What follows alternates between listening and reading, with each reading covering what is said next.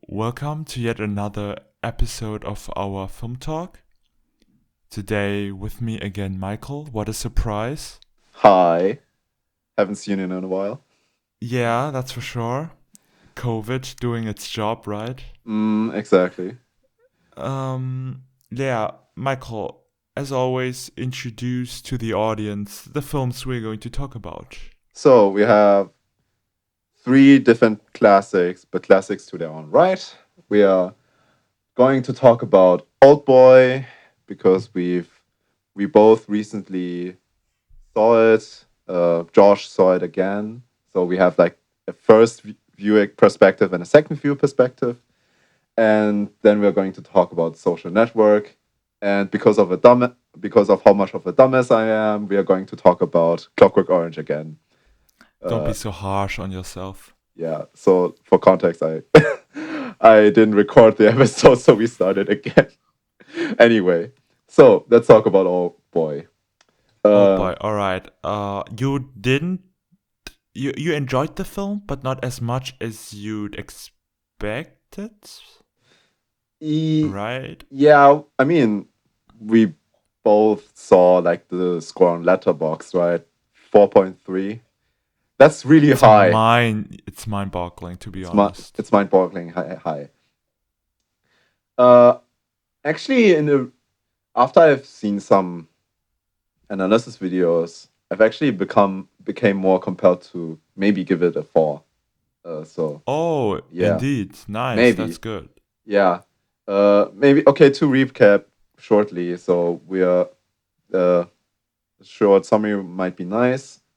So we are following Desu. He basically gets captured for 15 years, and then strikes for revenge while meeting a woman named Mido who falls in love with him, and he also falls in love with her. And then there's a mind blowing twist that I saw coming. On that front, as always, this talk is completely littered with spoilers. Yeah, don't watch this if you haven't seen a movie, especially because we're only watching good movies because you have a mad killer taste. JK. I mean, we're not wasting our time when we watch good movies, right? Yeah, I mean, I'm just saying, I was just joking that, of course, we are also sometimes not watching movies that are that great. Just that not every movie we're seeing is pure gold. That I was think you just get my them. Yeah, sure, yeah. but That was just a joke. Yeah. I think the most valuable experience is watching a good movie, quote unquote good movie, a movie that is praised by all the other people, hmm but you're the one that hates it. Oh, I that's think a that's the very most, yeah, that's that's the most a. valuable. I mean, technically, we could. Do you have that movie with that? Like a movie you hate while everyone else enjoys it? Clockwork God, Orange. that's difficult. We'll get to that later, Yeah. but maybe I don't know. It's a rather new movie Oh, okay. by Ari Aster, the Uh, the the director of Hereditary. oh, okay. Yeah. He You made another horror he flick. yeah, he made another horror flick called Midsommar, and Oh, right. everyone loved it. Everyone loved it. It's like this horror flick that Yeah. occurs Isn't this like occurs in a cult, during right? midday. Yeah, yeah. Mm. It occurs during midday, and it's a fresh take on the horror genre. Everybody liked it. Hmm. I just despised it, man.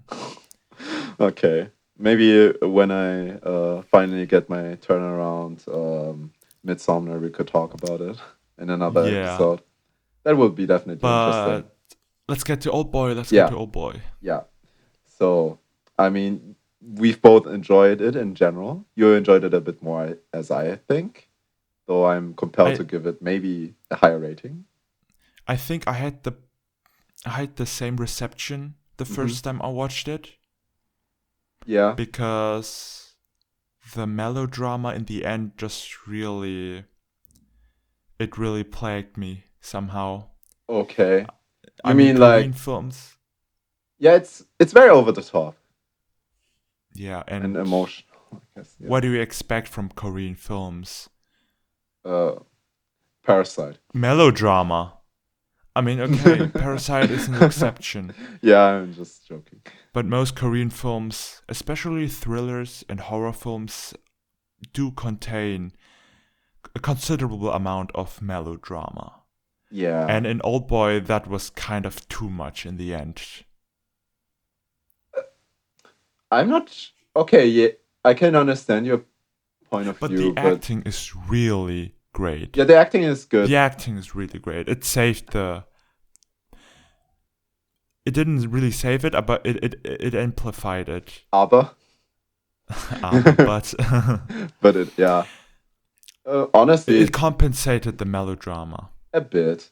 But honestly, by the weight of the situation of basically realizing that you're Oedipus, Oedipus, and Yeah. fucking your own daughter, it is like, yeah.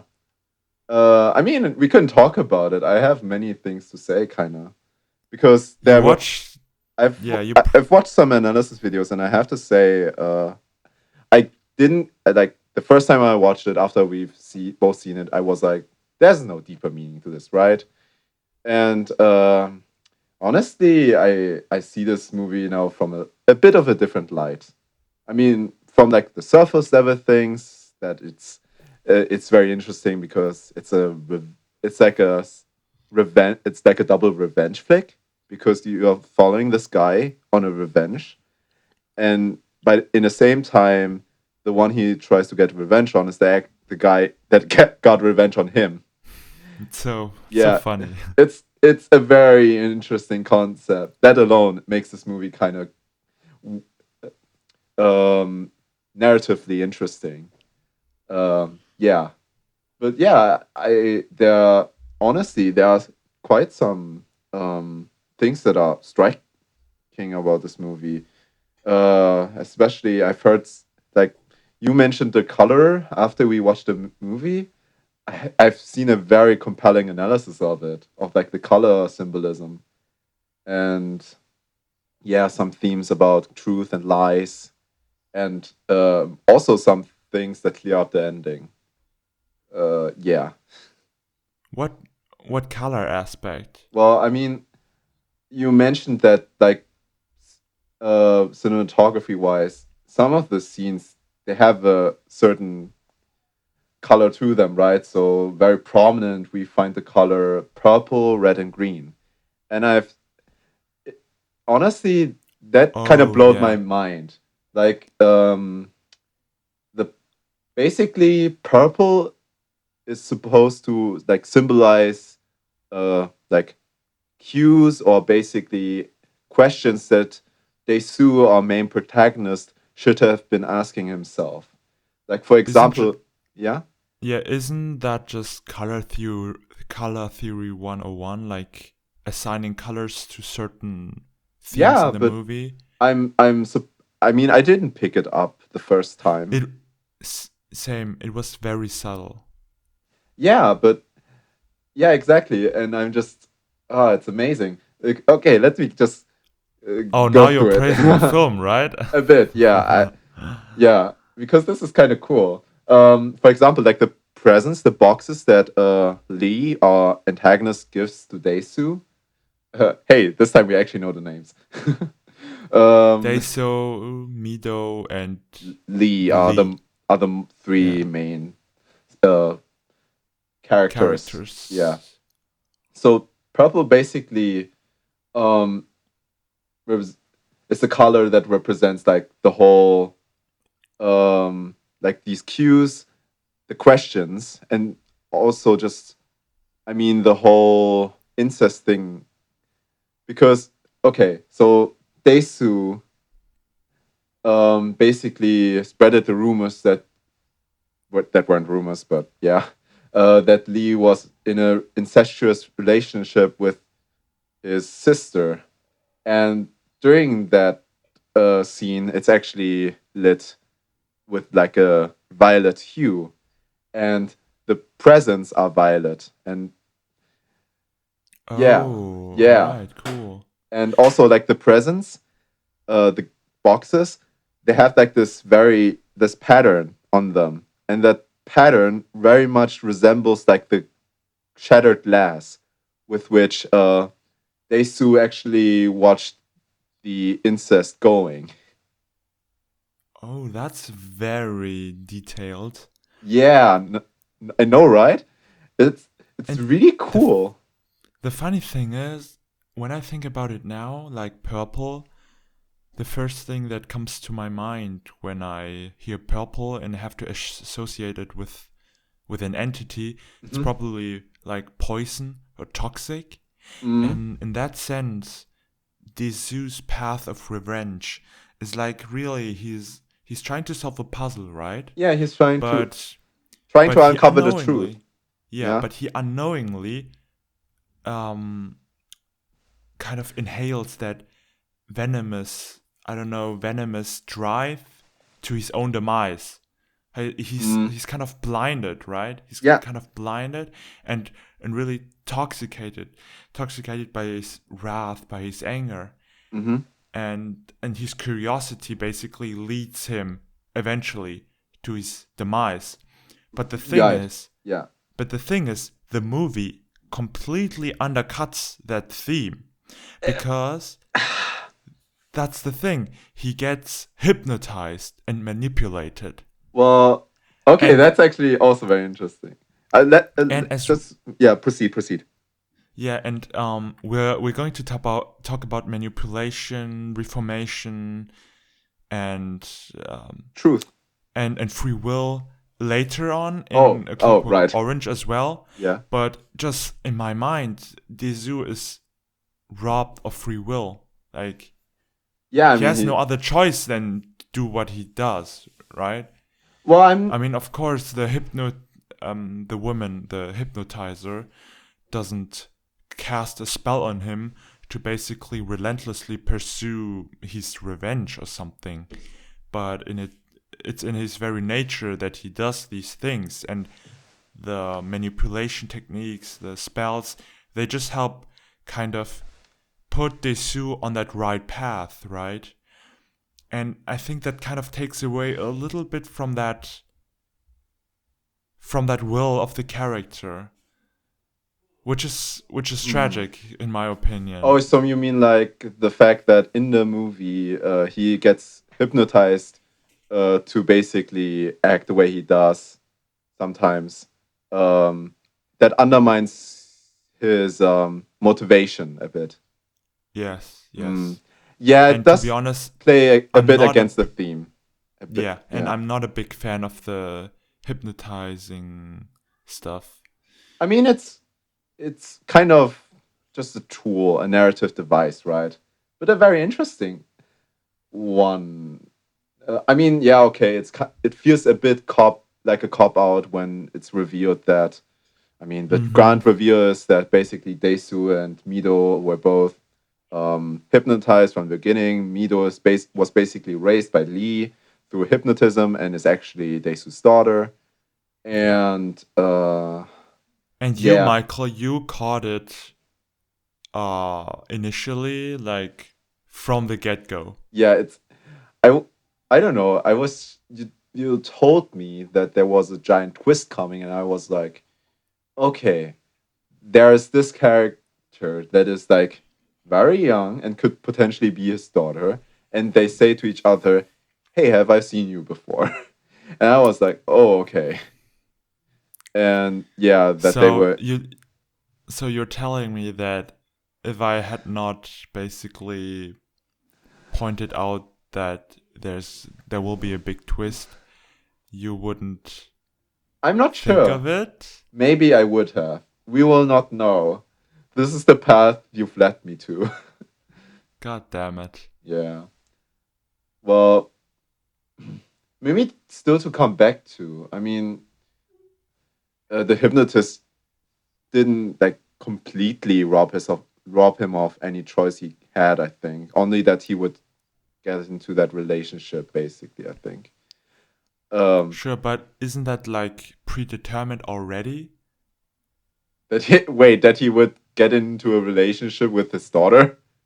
Yeah, I think that was the plan. What?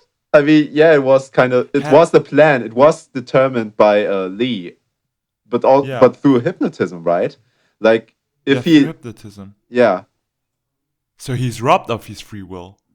uh, a bit, but not of his determinism. For I mean, maybe a bit, but not completely of his determinism to like follow Lee or like seek the truth. Basically, for Yeah, me, sure. this I mean, like the whole thing about this revenge movie, which is like a double revenge movie, which is really cool, is that essentially it talks about the truth and if truth can free you, right? Yeah. Because Daesu is like imprisoned without knowing why and everything, and then he gets out. He gets into this incestuous relationship, but he's determined to seek the truth, to uncover it.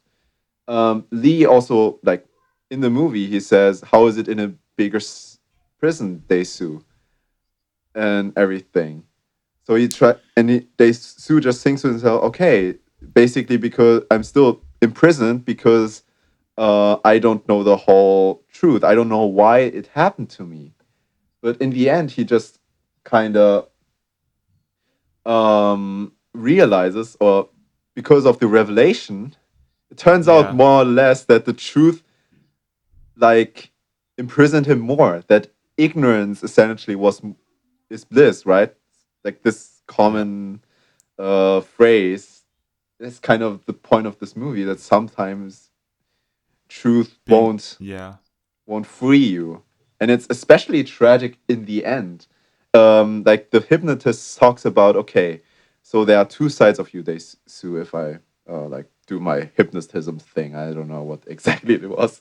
Anyway, so that one part of him will be like the human Desu, and part of him will be the monster that knows of the truth, right? And the truth and the monster will go away and die. And Daesu in the movie, we see his steps in the snow. The Daesu we see, uh, like hugging his daughter, is the one who knows of the truth. Like he is hypnotized basically to the hypnotism only intensified him knowing that. Oh damn! I knew it because his facial expression Yeah, like the hinted. smile. It's like Yeah. a very tragic smile that he has to like live this incestuous relationship till the end while like carrying that giant weight with him. Damn. Uh, Now that you say that,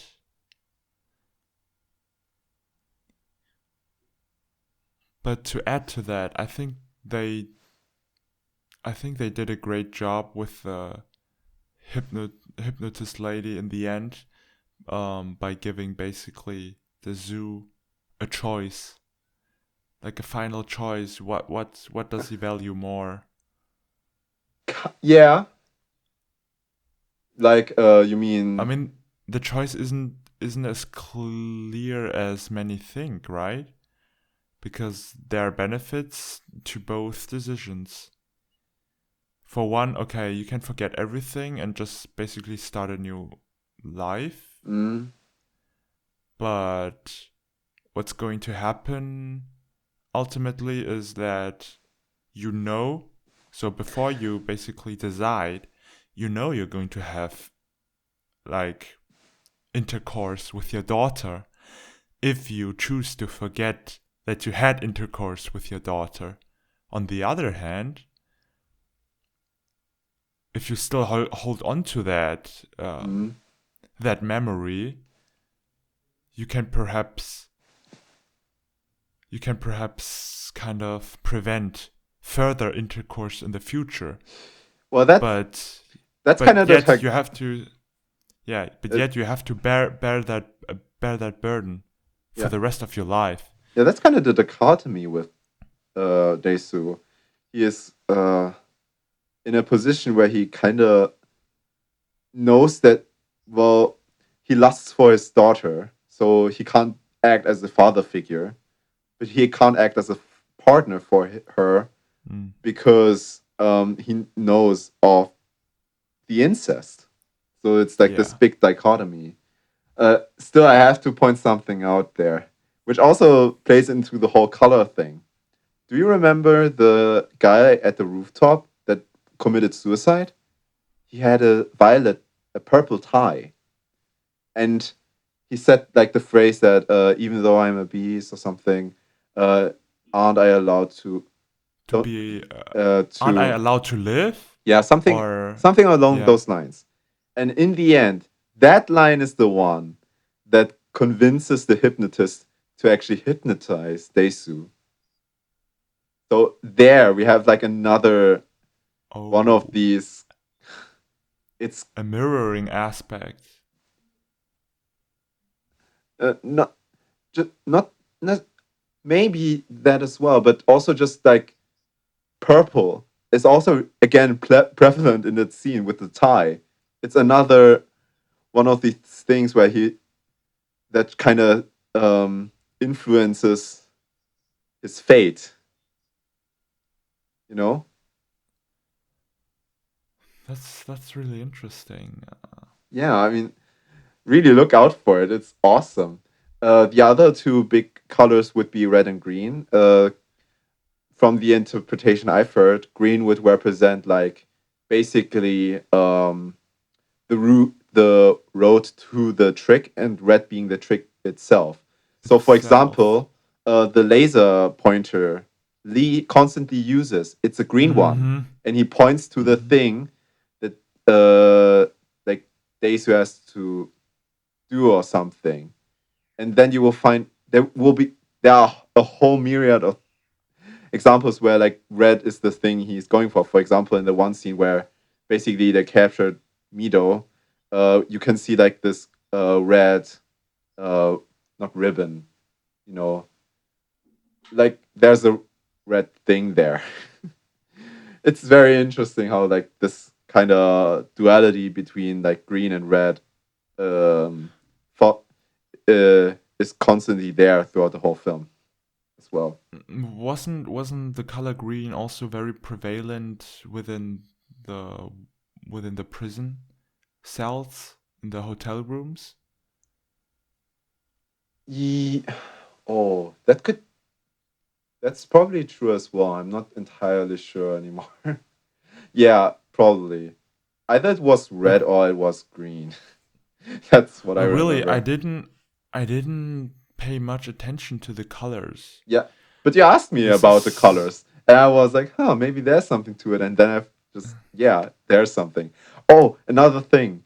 At the end, the when he gets hypnotized, right? He he imagines himself again in the building with like this green hue around him. And then he hugs his daughter, which is all in red. oh man, Yeah, it's everywhere. Really, it's look God. out for it. It's amazing. Yeah. So you were saying, No, I'm just saying that that color didn't really strike me as much as it did strike you, apparently. well, I mean, Hmm. I didn't notice this at And well. Just yeah, but yeah. did I I really tell you remember that you you. should I remember what you really? ask. I remember you asking me what the colors mean or something that you because yeah, there's a prominent tone in every frame, and yeah, then and I remember you asking me that or something along those lines. Okay, but Yeah, I seriously can't remember. It's weird. yeah. Normally I would remember those things, but And maybe hmm. it's because we saw two memorable films that day. Ah. Yeah, A Clockwork Orange was a little bit too colorful for my taste. Oh, really? Okay. I A mean, bit, yes. would you have preferred if the whole movie was like in such a gray tone, like the prison? The prison, well, not really. Yeah. it diversified the film kind of. But so in general, Old Boy, Old Boy has a interesting narrative. Yeah, The it's first time interesting. I watched it, I watched it, I thought it was kind of a subversion of the revenge genre. Hmm. Like in the end, the It is protagonist kind of, yeah, doesn't really get his revenge, but at the same time, it isn't because Lee gets his revenge. yeah. It's like But the Lee isn't the protagonist we're following, right? Lee yeah isn't the protagonist we're following. the subversion So lies in the fact that the one that is taking the revenge is the supposed antagonist. so yeah, because mainly if we watch revenge stories, Yeah, we think we the are already following the protagonist, right? Kind of yeah, same with right. Clockwork Orange, but we'll talk about that later. Yeah. And through his path of finding out what the whole affair um was, Mm-hmm. basically we slowly uncover the true meaning, Mm-hmm. the true revenge in that sense. Yeah. Yeah, it's a very fresh take on it. Mm. Yeah. Honestly, while talking about the movie, I really feel compelled to give it a 4 out of 5. Yeah, just give it a 4. I mean, Yeah, well, probably. your enthusiasm kind of also It it gives away it spread that it to you. not really, Okay. but I wouldn't be surprised if you gave it a 5 out of 5, to be honest, Okay. considering your enthusiasm right now. Well, I mean, it's more of like I thought initially, yeah, it's this well-made revenge flick, but after giving it some thought, yeah, I had like a not 180, a 90 turn, 90-degree turn. Mm-hmm. Mm, yeah, yeah, it's great. Really, it's a great movie. I mean, there's some melodrama in it. Still, the For action is sure. awesome. The acting is awesome. Plot is, while probably predictable if I could uncover it, or maybe I wouldn't have. I don't know. Um, it's still And a good a good thing, yeah. story. Yeah, And the story never loses steam. It just yeah, really goes on and on and on. It never drags. yeah. It Like the movie its is two pace, hours, right? Yeah, the pacing is it great. the pacing, it's paced very well. Mm, that's true. Probably because that, probably because due to your intrigue, partially. Mm. I mean, you're as eager as Daesu Daesu to to find uncover the the, truth. yeah, Yeah, to uncover the mystery behind all this. yeah, So yeah. Oh, another interesting thing. Um, at the end, during the whole melodrama where Daesu acts a bit grotesque to like please Lee to basically not tell Mido that she's his daughter. Um, the reason that, or maybe not the reason, but an interpretation you can have about why Daesu cuts off his tongue is because with that tongue he spread the rumors. yeah, that's for sure. Yeah, I, I, yeah. I got that Oh, the I first did. Oh, time, I so didn't. I wasn't sure at first. It just felt grotesque the first time I watched it. Yeah, I mean it makes sense, of but course. but It's that but yeah. once again, Desu is like captured in a much larger prison, or let's say in a much narrower prison after Mm, he discovers the truth. And it's quite interesting because he cuts off his tongue. Yeah, the truth really plagues him, mm-hmm, and the space around him just gets compressed every time he basically approaches the truth. mm. And that's really interesting. And Yeah, he's the most free when he is seeking. He doesn't know it, right?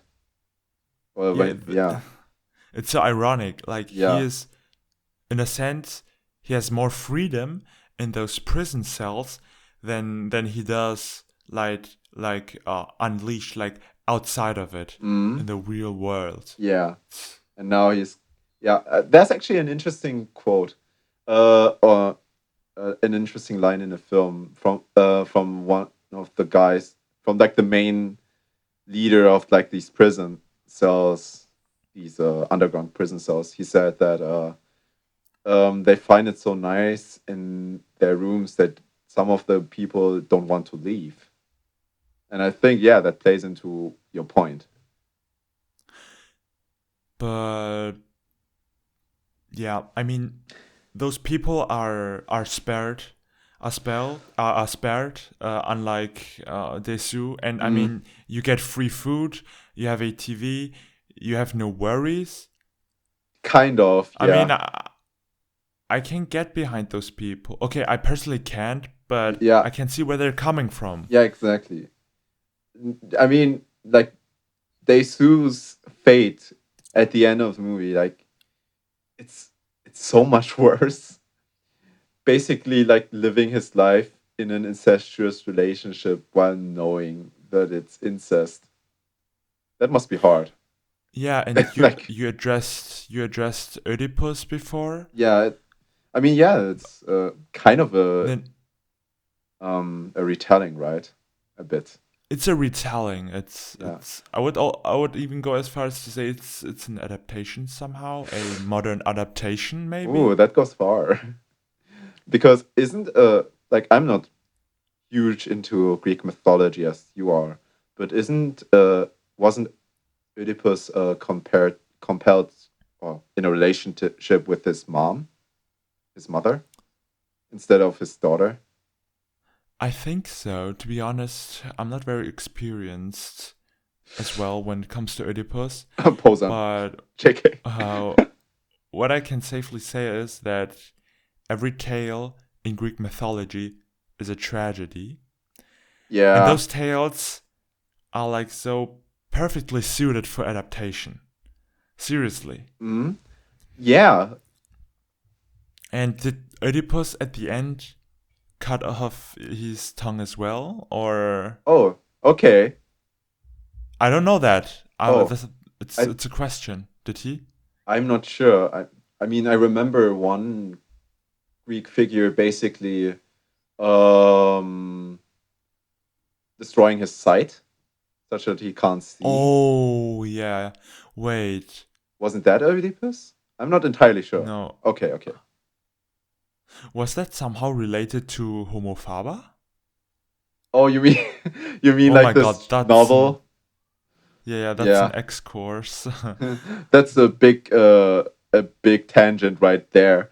But Yeah. yeah, yeah, I think so. Yeah, we've had that in Homophaba because that one also incorporated some yeah, like Homophaba also had like this thing with Oedipus. We talked about Oedipus there as well. I think so too, Yeah. yeah. It's very There's so interesting, many yeah, how many stories are actually this influenced by it.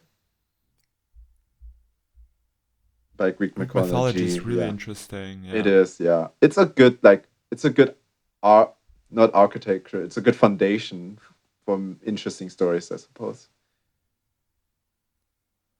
Um all right, any conclusive words before we move on to the social network? I guess rewatch Old Boy and not just for action. I mean, action, there wasn't even that much action in it, to be Yeah, I honest. was that was also very surprising. I thought it was much more of an action movie, but no, it's actually more of like this thriller and drama. I mean, yeah.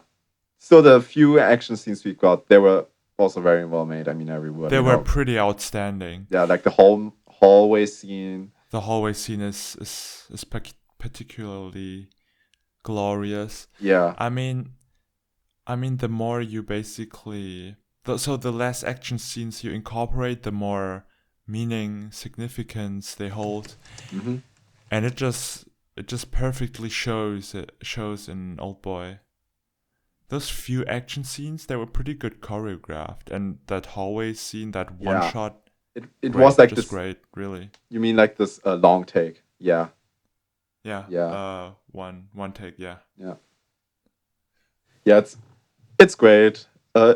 If you've somehow If you somehow didn't watch the movie and still wanted to hear the spoiler talk, then still watch it. It's still worth it. Like the second viewing is probably as good. I mean, Josh, what's your opinion of that?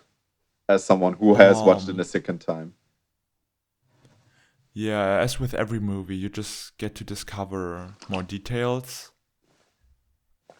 Mm-hmm. But I have to admit that my score will most likely remain the same. Well, it's on a 4. That's pretty It's on okay. a 4, yeah, that's okay. And you're probably going to change it, right, to a 4, I Yeah, as well. suppose. Yeah. Okay, that's good. Yeah. It's a good movie. But Go see it. but still, like 4.3 overall is like pretty, Yeah, I mean, okay, we pretty could talk about why astonishing. people find that movie so great. Because I mean, I don't think people thought about the color symbolism, not at least in the first viewing. So I'm also very No, surprised I that don't. They probably just got captivated by the twist in the end, and it just caught them completely off guard. Or it was the first Korean film they ever watched. I mean, it could be. Oldboy is a pretty well-known Korean film. It got adapted. It yeah, got. I'm sorry. It got remade. it got butchered. That's what it got. It got butchered. It got pissed on. Its reputation is gone. That's so. It got put in That's a so room sad. for 15 years and then Yeah. revealed that he had sex with his daughter. No. Man, that's so sad. I mean, with the remake and Yeah. what Spike Jones and Spike no, Lee. no, not Spike Jones. Like God Jones. damn it, Spike Jones would never ever touch such material in his life. He would probably But yeah, vomit by the idea of remaking it. yeah, what Spike Lee and company did to the name Oldboy, not necessarily a franchise, but it just completely engraved in the people's minds a an image of an old boy of the film Old Boy Mm. as a mediocre to even bad movie, and it doesn't do justice to the original one, and that's so sad because I do believe that the quality of the American Old Boy definitely kind of repelled some viewers from ever watching the original one. I could imagine that, but honestly, okay. When there's a time when someone says, "Oh, Old Boy, you mean that flick by Spike Lee?" Then I don't want to live on this earth anymore. Uh, Yeah, that's oh my god, that's so sad. that would piss That's me so sad, off. man. But honestly, like I feel like more people like that. I feel more like that more people actually went around to see the original one because the new one made such bad press, and there was like there was a bit of a backlash, like a lot of at least on YouTube with like the reviewers, just kind of bashing it in comparison. So Mm-hmm. honestly, I don't think it's And such a negative. perhaps the funny thing is, I saw some interviews with Spike Lee talking about Old Boy, and he was absolutely bored. Yeah, Like he was I've seen them devoid of. too, dude. Dude, he was like devoid of any enthusiasm, and Like he was so passionless yeah, like about this whole project.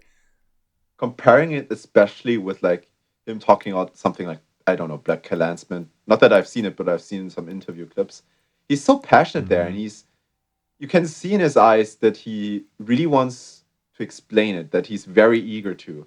And during the old boy interviews, yeah, it feels like, oh yeah, I have to do this Yeah, interview. Yeah, I'm doing this movie.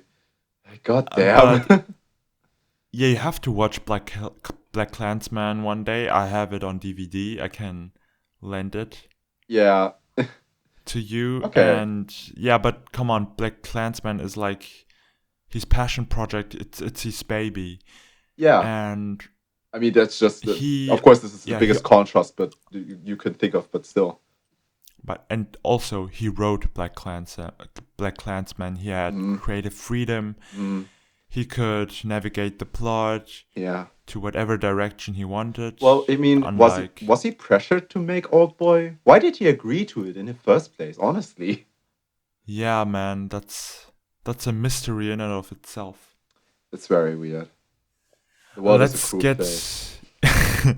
let's get on to The Social Network. Okay, so We have about 20 minutes to talk about The Social Network. yeah, I mean, it's been a while. Yeah, I've recently rewatched Okay, let's jump right into it. It's fucking great. Yeah, Social Network is awesome. It's probably yes. I mean, there's a reason why it's on so many top of the decades list. Yeah, sure, but right off the bat, I want to ask you a question. Okay. So, okay. Not necessarily script-wise, but would you say that, I don't know. Okay, let's put it this way. Do you think The Social Network has aged like fine wine in every aspect?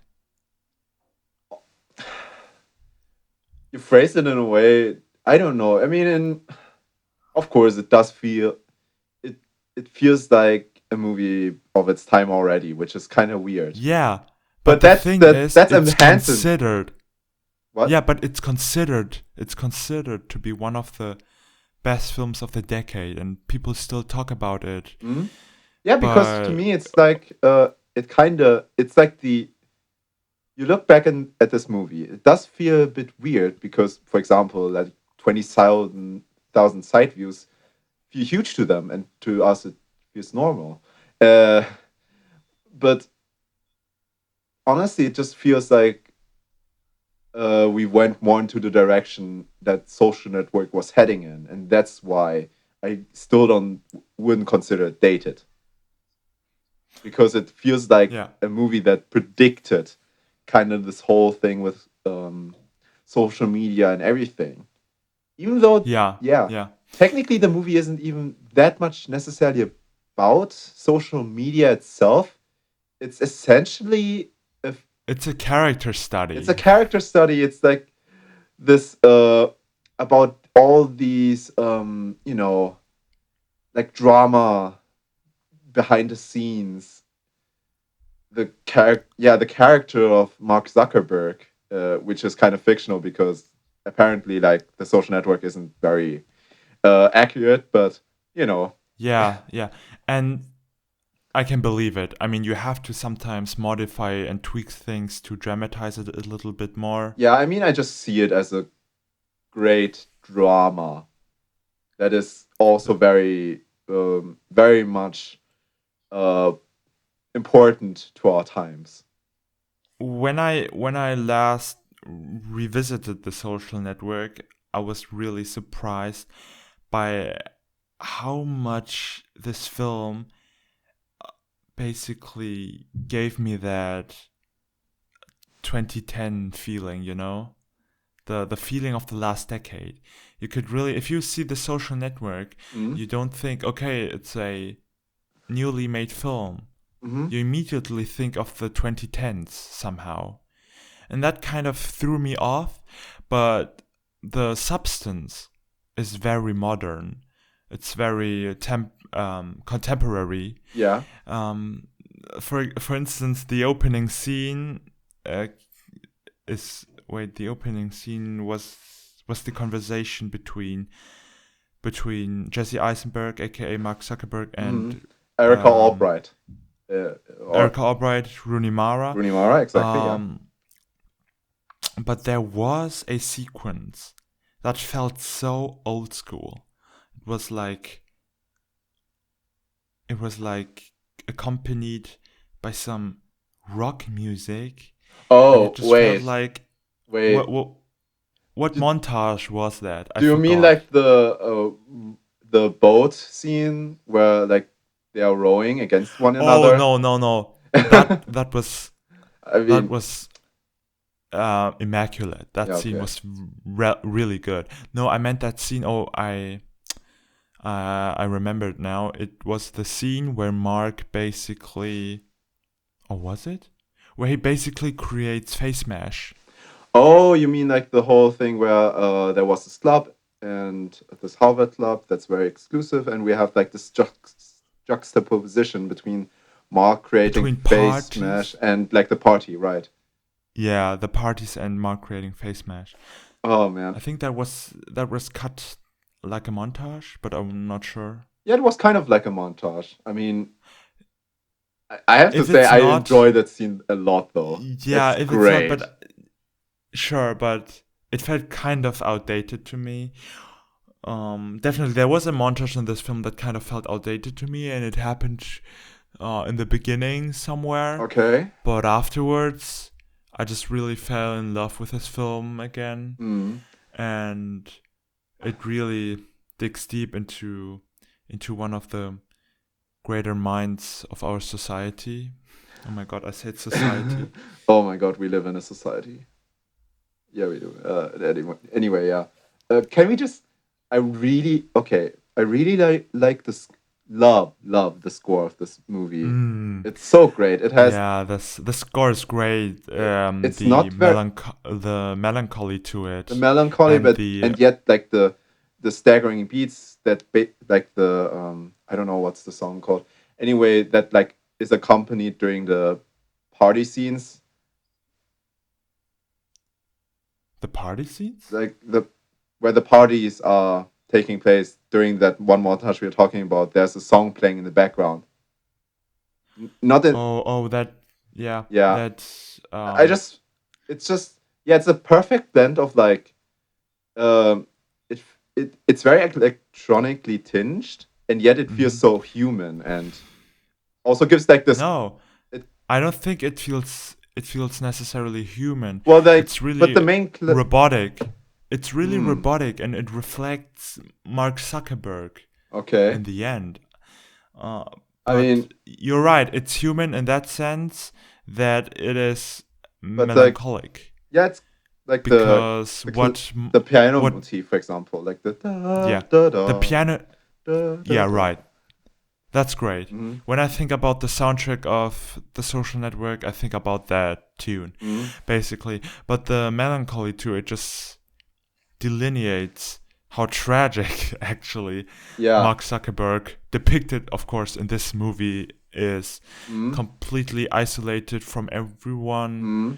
Just some dude who, It's weird. Yeah, who, he's kind of seeking for connection, really yeah, like but creating through, social network, and yet he is such a lonely guy. yeah, Where his it's so ironic. where his best friend, is suing him. God damn. Yeah. Yeah, it's really. I mean, also the ending with like technically an upbeat rock song. It feels so tragic. Like him It feels so looking. tragic Yeah, because he basically reaches out to his ex-girlfriend yeah, through the means of network, yeah, and that's probably through the means of networking, and that's probably the most alienating thing you can do. yeah. Like, Um, uh, he didn't give a really good apology to her, and he tries to like contact her through the one of the well more impersonal ways, essentially. yeah, Yeah, and what's so ironic is that Mark Zuckerberg is basically a social outcast, right? yeah. He's this. He is socially awkward. He can't talk Yeah, with people. he's like He's he's very cliche as well in the sense that he wants to like get into those big clubs, the yeah, Phoenix and everything. yeah. He's narcissistic. He's egoistic, and yet He's the worst of a he's nerd. still and yet he's still capable of creating a social network that gets popular. I think that's an interesting juxtaposition Yeah, because yeah. a social outcast in our minds, of Mm. course, wouldn't be able to do that. Uh, Mark Well, discovers what the society needs at the perfect time, mm. and basically at the perfect place.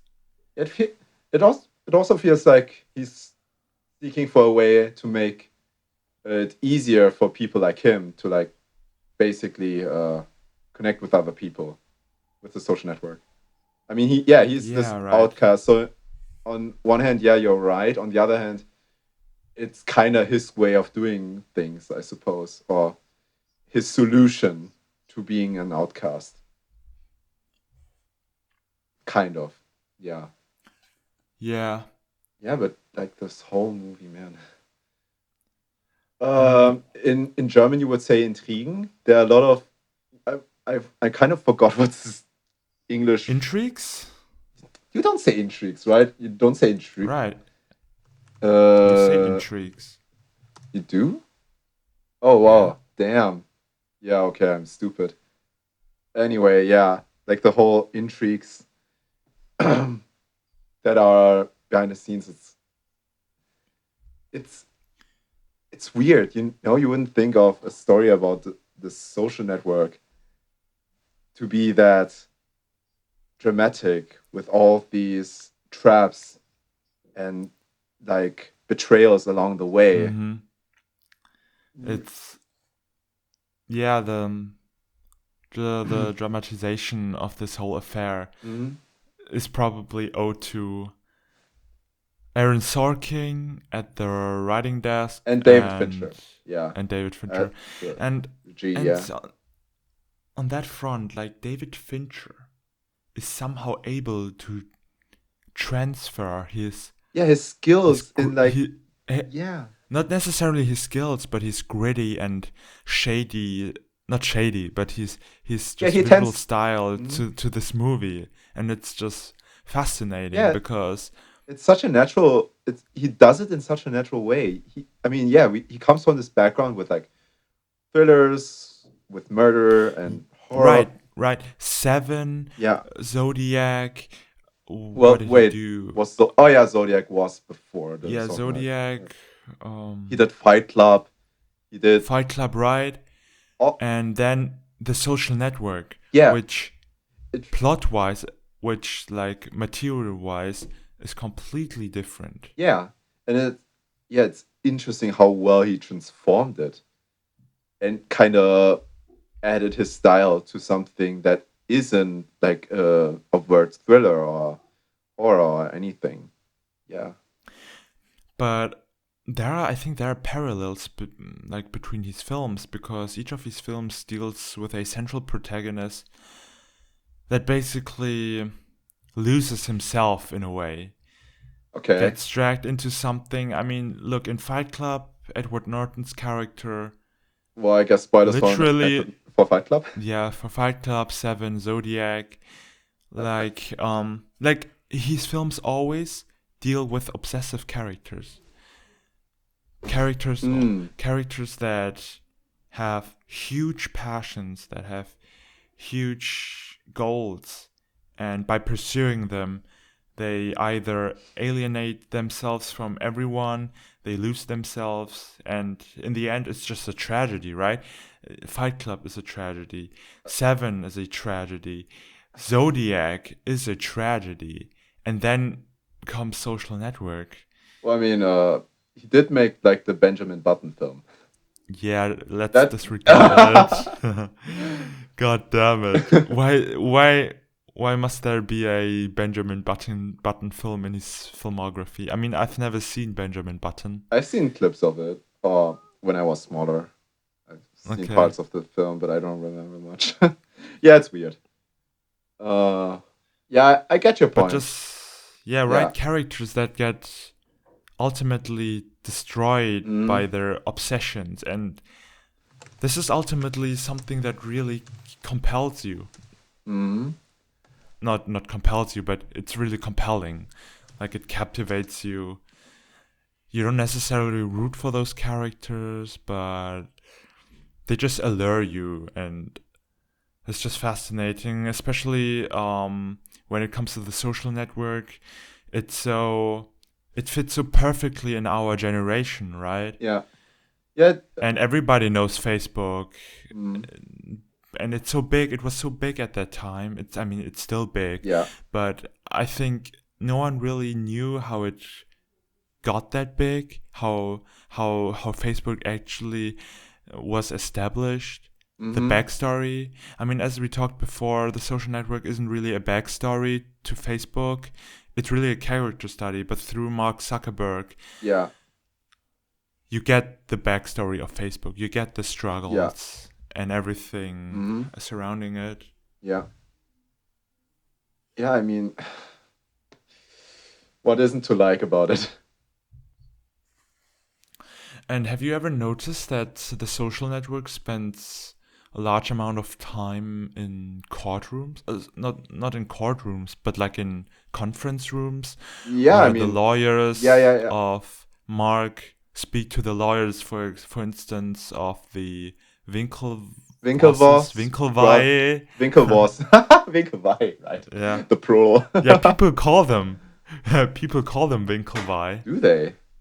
Yeah. In a movie, they are the Winklevoss, No, right? but yeah. Whatever. Yeah, I mean, that's also like this is on Sorkin's part.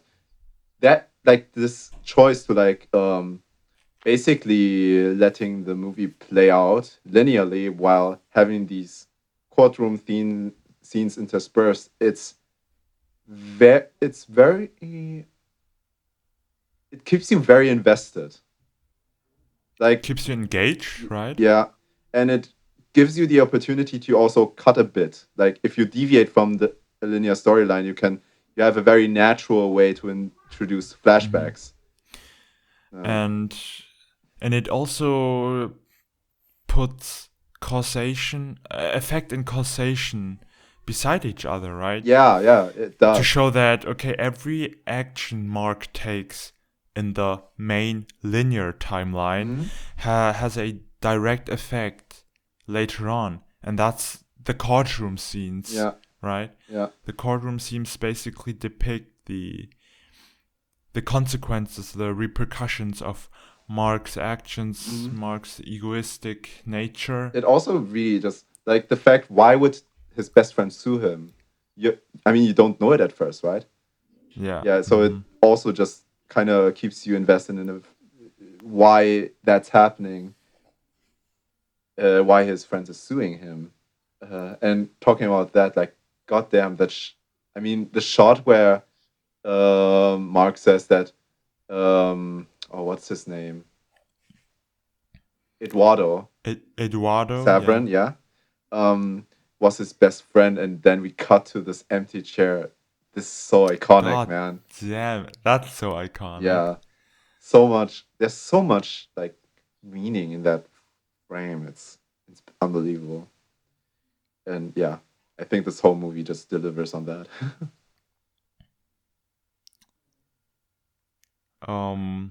What do you? So you probably did you rate it on Letterboxd? I gave it like a 4.5. Oh, what? Yeah. What prevents you from giving it 5 out of 5? Honestly, I'm not sure. There's a certain line for me. Like, I don't know. This comes basically down to like how you rate movies. If it's more about your personal enjoyment, or if you look at whether you find the movie like from an objective lens enjoyable. To me, it's at that point it's more emotional. So if like I think the movie is imperfect and emotionally I feel that it deserves a 10, then I give it like a 10 or a 5. But there it was kind of missing. I'm not sure. That's really this is really like the area where I'm not too where it gets blurred. I don't know. I mean, you gave it a 5? I gave it a 5. Okay. Just, I mean, in the end, it's a simple story, right? It's just a man that wants something, and by pursuing his want, he basically pushes everybody away. It's kind of like the modern Citizen Kane. Like, yeah, sort of, yeah. I mean, I haven't even watched Citizen Kane. I know the basic premise, so there's some similarities in that. Have you seen it? Yeah. No. Me neither. But I think he's writing a script and he gets so invested in it that, or is it? No. Wait. I thought of Mank. I'm so dumb. Do you know Mank? No. Mank is the new Netflix movie directed by Fincher as well, by the way, and it tells the story of the writer of Citizen Kane. Oh, that's Yeah, not Citizen Kane itself. Yeah. Oh my God. that's a very I interesting mixed it take. up. Yeah, I mixed it up. Oh, okay. But again, like Fincher, again, approaches a film that has a central protagonist obsessed with something. Mm-hmm. There's a pattern to it, man. There's a pattern to it. Okay. Yeah. Have you seen? Okay. Have you seen the one with Ben Affleck? What was it Gone called? Girl. Yeah, Gone Girl. Gone Girl. Who was obsessed there? Josh. Damn it. Damn it. Damn it. Okay, Benjamin Button and Gone Girl are two exceptions. And what is with the girl with the dragon tattoo? Don't kill me, but I haven't seen it, to be honest. Oh, okay. Maybe you can point something out. I can't immediately think of something. Though there is another like crime angle to it. Yeah. Investigations and stuff. Like investigative stories tend to lend themselves very well to those obsessive characters and their disillusionment arc or fall arc. No, disillusionment arc, right? Yeah. Any conclusive words to The Social Network, Michael? Maybe I feel like we didn't emphasize enough how awesome also the actors are. Yeah, but that's self-explanatory, right? Well, I mean, if you would have retrospectively asked me if Justin Timberlake would play such a convincing Sean Parker, I probably would have said no. But he was very good in the movie as well. Really. Yeah, he's like this. He's really this entrepreneur kind of paranoid persona. Oh God, man! I hate those types of people, man. Yeah, I mean, the most relatable was arguably Eduardo for me. Eduardo, yeah. I mean, Andrew Garfield did receive a nomination for his role. Not that Oscars matter, but I think they did matter some years ago. They kind of matter again. I feel like people again with Parasite. With Parasite winning. Yeah. I mean, Andrew Garfield did a very good job at portraying this empathetic character. Really, he's like the only one we can really empathize with. Yeah, he's good-hearted, and he's well-intentioned, but just gets backstabbed, right? Yeah, I mean, technically, the only role he really played was basically giving Mark money. And being his puppet. Yeah. I mean, you could argue, technically he didn't play much into the role of Facebook, but yeah, you just so feel for him. Yeah. I mean, I think he was vital for Facebook because he handled all the financial things. Well, I mean... And he did... When they tried to expand, it went horribly, though, with him, right? Alright, yeah, but in the beginning he was vital, and the beginning is always the hardest, right? But that's true. But Jesse Eisenberg did a fantastic job as well. Yeah, like... Needless to say, I mean, his performance is so damn just subtle. It's so subtle. He plays it so credible. Like, playing this kind of snarky asshole. Yeah. Yeah, also, especially considering that with like the dialogue by Sorkin. Sorkin has a very particular way with his dialogue, I've heard. Yeah, everyone praises Sorkin dialogue. Yeah, but it's very hard to convey. You know? Yeah, the script is so good, but what exactly is good about the script? Is it the pacing of the dialogue? that basically that Sorkin strips the dialogue to only the necessities, because many screenwriters just add unnecessary dialogue, redundant dialogue, expository dialogue, and you just never get that feeling in The Social Network. Yeah, because it's really sharp dialogue. the thing is, The Social Network is a drama, but each beat, like each building block of Social Network is dramatized as well. There's constant drama. There's always opposition between different parties and fractions, because the main driver, of course, is Mark in this case, and he has a definitive goal, but on his way, like in every chapter, in every in every act, in every sequence, he faces antagonistic forces. And would you call it like that though? Antagonistic forces? I mean, antagonistic forces can manifest in different things, right? I mean, okay, what's keeping him in the beginning? Like, if we're talking about the main storyline outside of the courtroom, when we are... What's keeping him in the beginning? Probably his financial status. Oh, okay. Yeah. I mean, you just... what do you exactly mean? Oh, no, in the beginning when he's starting out, or what? I mean, antagonistic villain, there's no immediate villain in the story. That's why objection with how you're phrasing it. Antagonism doesn't always mean a villain, right? For instance, in the courtroom, Eduardo isn't a villain, but he's an antagonistic force that tries to sue Mark and poses a potential threat to Mark on his way to... Yeah, but that's only... I mean, okay, you could argue... Yeah, okay, I see what you mean. It's just like in this basically retelling, I guess. There's no immediate antagonistic force to me. Yeah, not really, but would you say that Mark himself is sort of a double-edged sword?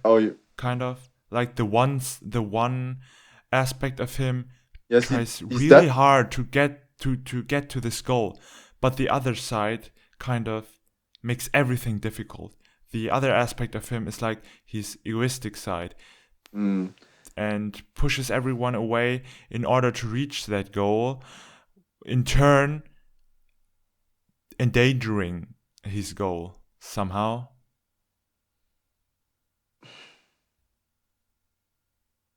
I mean, depending on what you mean with this goal, which you haven't specified, I think. Yeah, we haven't specified his goal. You could argue that he achieved it. If it was to be, like, become someone who is very well known and successful, then he has achieved it. But not necessarily personally successful, like in his personal life. No, personally not. That's the thing where you have to differentiate. Just outwardly successful, but inwardly he's empty. Yeah, exactly. Yeah, as we see in the end, right? Yeah, he seems pretty empty, sitting in front of that laptop. Yeah, kind of. He had that drive to like create Facebook, but to what means ultimately?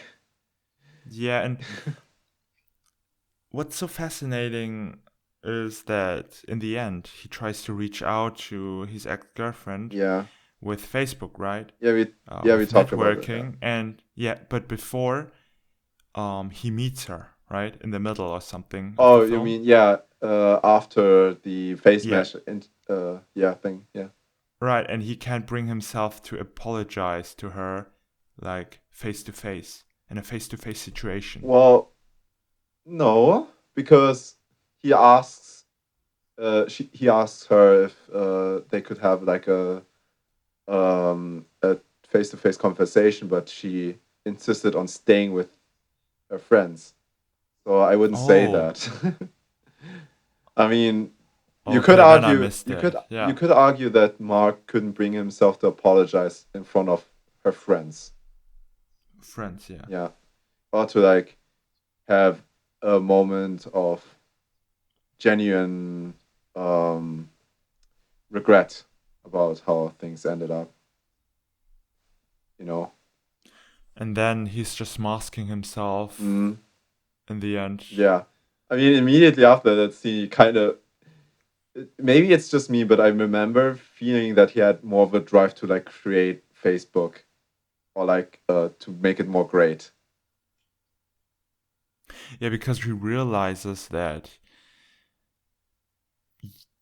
he, especially, doesn't have the ability to talk to people directly, and that's probably he just accentuates or not he amplifies his flaw by the will of creating Facebook and making it greater, right? Mm, I mean, you could argue that he can't show that. He can't show sentiments, emotions. Uh, yeah, towards like if it has to be like public, but Mm-hmm. I don't know if I would go that far, as you said. I mean, he gets humiliated, right? He gets humiliated, Kind of, and yeah, that basically, how do you say it? It ignites his flame, or it yeah, amplifies his flame. yeah. And I mean, I would argue that this moment is the catalyst, or not really the catalyst, but it really, God, how to put it? It's hard, really. It's hard. Mark Zuckerberg depicted in the film is really complex. He's a complex character, yeah. Like But Facebook, like creating Facebook, is like an escape for him, right? he sees this as his ticket to become the person he wants to be, kind of. Right. Yeah. And yeah, uh he takes every necessary turn to do so. Also cutting off Sean Parker kind of. Rip Sean Parker, but that dude Yeah. is a fool. Yeah. If he is really that malicious or flawed in real life, yeah. Yeah, it's definitely But he's problematic. yeah, but he's savvy. Uh He's pretty savvy. He's a yeah. good businessman. He You can't deny that, right? he knows how to leave an impression. Yes. Yeah. And yeah. So and also how to So, earn respect, I suppose. Yeah. Mm, all right. Do you have any final words? I think I just want to say that if you haven't watched The Social Network, you're missing out on a very important film. of our generation, Very especially. important. Yeah, very Yeah. important. Yeah. And you might see yourself in Mark Zuckerberg in this film. I mean, Mark Zuckerberg shares Oh, the same fate, the same path as like many prominent, many infamous characters in cinema. I see parallels between Mark I mean, and Daniel, it's kind of a Rex and Riches story, right? Like starting from the yeah, and bottom. Yeah. Just yeah, that. like The, it's basically There Will Be Blood, but right? kind of less maybe less bloody, Gruesome. gruesome. That would be a good way to Yeah. put it. Yeah. Like Mark Mark is interesting in the movie because, as like the other character says, he's not an asshole. He just tries really hard to be. That line, yeah, it Oh perfectly yeah. encapsulates that. No, I think that line just tries to mitigate maybe what the hate we perceive of Mark, or no, the hate we give Mark. Because let's be honest, Mark is an asshole. He's really an asshole, right? I mean, His actions just emanate. yeah, he acts in every. Yeah, okay, his actions are those of an asshole, but Yeah, inherently, not inherently, but uh, at its at his core, he's not like an evil guy.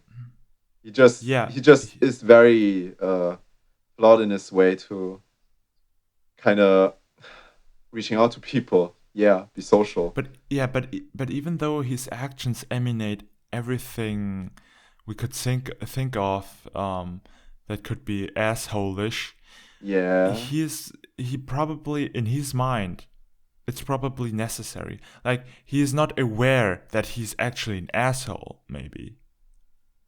Because Well, I mean, why would he? I mean, if you can't differentiate between what's but what? quote unquote good and quote unquote bad, you can't technically be bad, right? But why would he then ask the not lawyer, like the Rashida Jones character, uh, not ask, but say that Why did he ask I'm her? not he didn't ask her, but he said I'm not an asshole. Like he knows that all of it makes him look really asshole-ish. But Wait, does he say to Rashida Jones' character, "I'm not an asshole"? yeah, at the end, where she replies with, What? yeah, like in the last courtroom scene after. No, I think he didn't say anything. It was Rashida Jones who approached him and just said, "Mark, you're not an asshole. You just try so hard to be one." Or that. Mark doesn't say anything. I'm 100% sure that he actually is the first one that started a conversation with. Wait, what? Okay, Yeah, that's weird. We have to check it. okay. Good that we have kind of a break here. So Yeah. we are. This is going. Going to. This is part one, Yeah. and in part two we will talk about Clockwork Orange. See ya till then Yeah. with the power Till of then. editing in 1 second.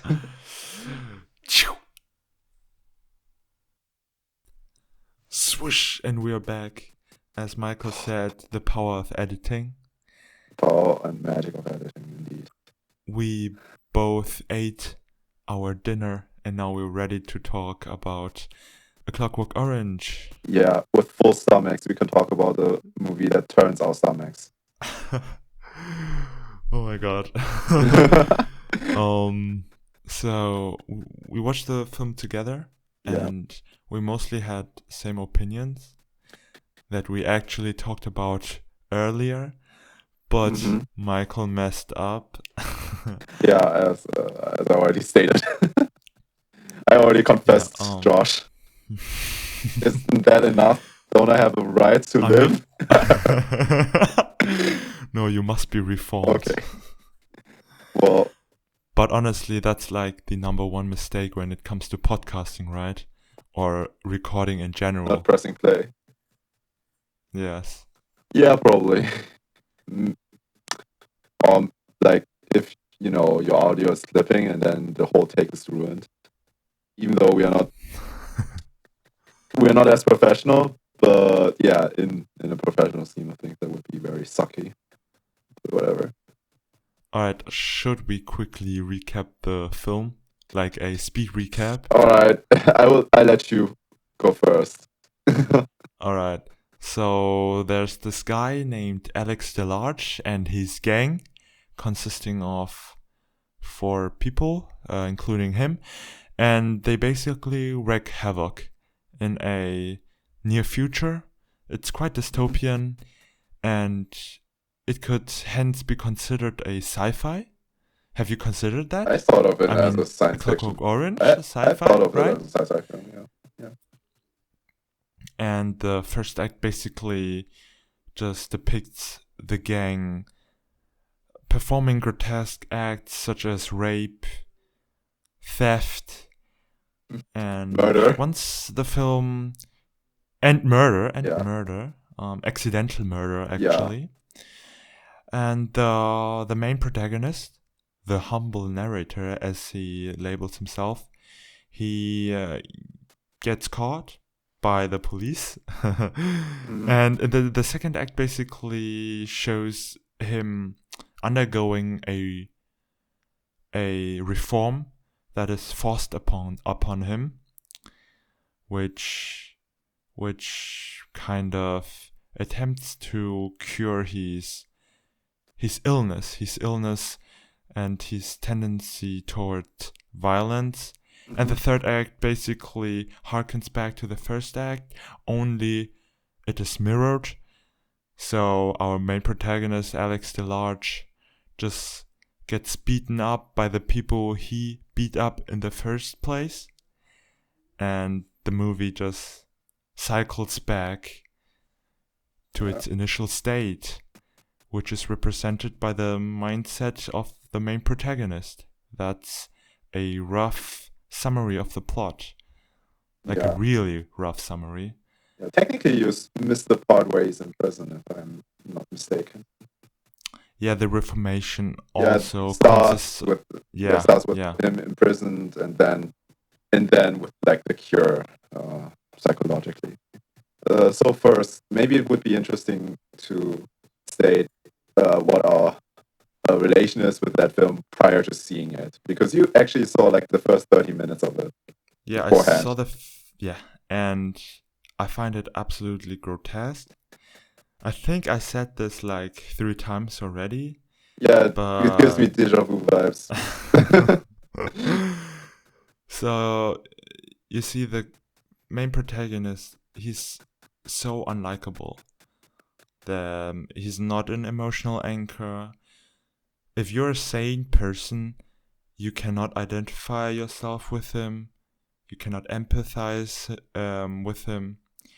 And he's just a bastard, a sick bastard. Yeah, And if you like me, who hates him, you will sort of have no mercy for him, or you you'll you don't want to grant him any mercy in the third act, where he basically experiences the repercussions of his prior actions. But if you're Michael, who actually of course you have to build it up like that. but Michael, on the other hand, he Yeah, empathized with him, right? I wouldn't call. Okay, you painted the picture as if I identify with like a rapist and murderer, which is No. not the case. But no, I had quite a different experience with the movie. I actually thought while Alex was a total piece of shit, he was a like a likable total piece of shit, like a likable asshole. He is charming. He Mm-hmm. ha- he is well spoken. He knows what he wants, even though he can't like rationalize why. And to a certain extent, because he can turn off from well his violent acts. There is a certain not necessarily empathy. I don't. It's just I You just, feel I yeah, you, feel sad. I don't feel it doesn't justify for me any of the psychological torture and redemption and well violence he has to go through himself for that are technically re, um, results from his acts. But yes. yeah, and that's why I find the movie so fascinating as this character that is very much at least in the movie not redeemed. Um, kind of still is portrayed as someone the audience can like on a distant level. Like you wouldn't like a person in public, right? But you find him fascinating if you have to observe him in like a film setting. Mm-hmm. Yeah. Yeah, he's indeed very alluring. Mm. He's characterized in this way as well, right? Yeah, He likes to fuck when listening to Ludwig van Beethoven.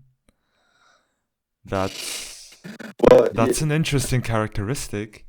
But he, yeah, I see where you're coming from. Alex is, He's quite fascinating. yeah, He's quite fascinating, and he's this force of nature with like, he rapes not because he can't get consensual sex. We actually see him get consensual sex and while being charming to women, but he just does it for the sick pleasure of it. We see him we see that he stole a lot of things, even though he has a fairly okay upbringing, just to prove himself. We see him all commit those violent acts, just kind of because it's in his inherent nature, kind of. mm-hmm. It's funny that you address him as a force of nature. Yeah. Because nature plays a significant role as well, right? Yeah. We can talk about the title here. Yeah, we have already dissected the title. Yeah. Previously, but let's do it again. Previously. So nature is found in the word orange, right? Yeah. Orange basically is representative of organism, of just maybe even autonomy, kind of.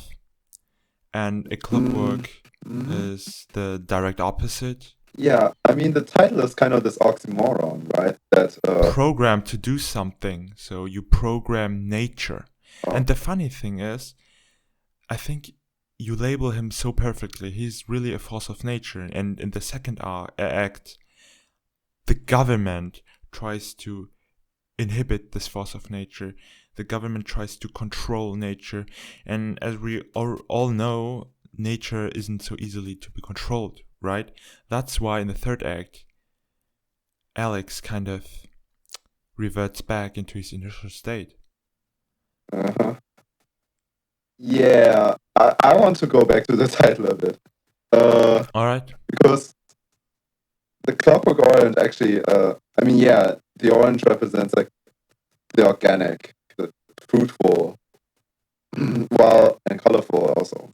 Yeah, and the Clockwork represents the mechanical.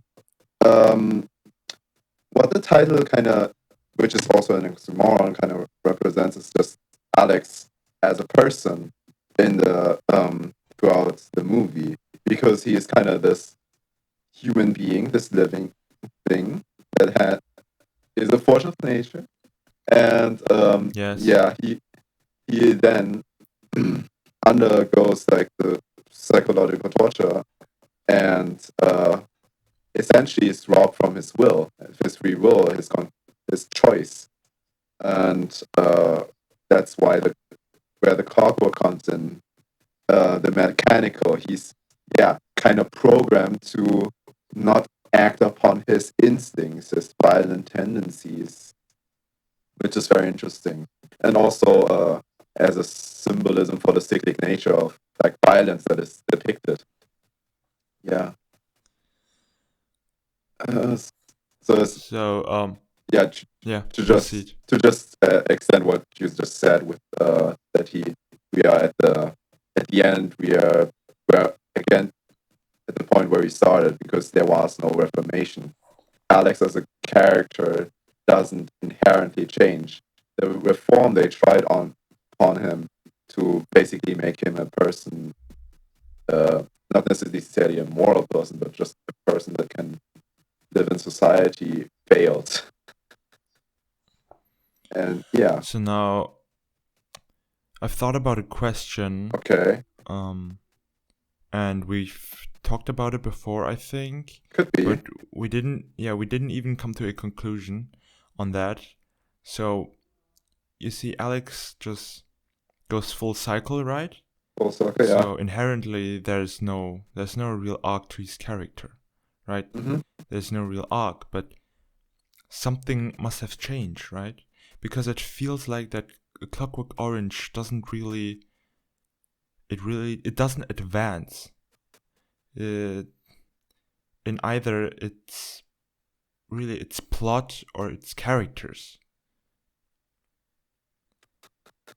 What do you mean? So What are you talking? yeah, you see, it doesn't really advance. It doesn't change anything. Yeah, I mean, If isn't you that just kind of go the point? Sure, but isn't that, I don't know. I mean, for me, Maybe I'm just too accustomed to films that have change in them, because for me personally, I think movies need always kind of change. I mean, in any shape or form. There are things that are changing in the movie. It's just that Alex as a character stays very much the kind of vile and sadistic person he is. Yeah, especially since after his jump and attempted suicide, he kind of becomes released from like the cure in quotation marks. So then let me ask you a question. Would you say that Alex is a complex character? A multi-dimensional character?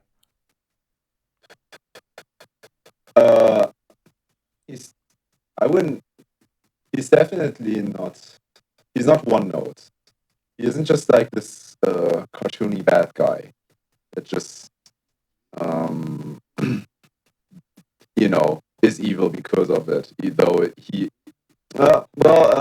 kind of, but... Is he not? But, because in the beginning, there's more to him,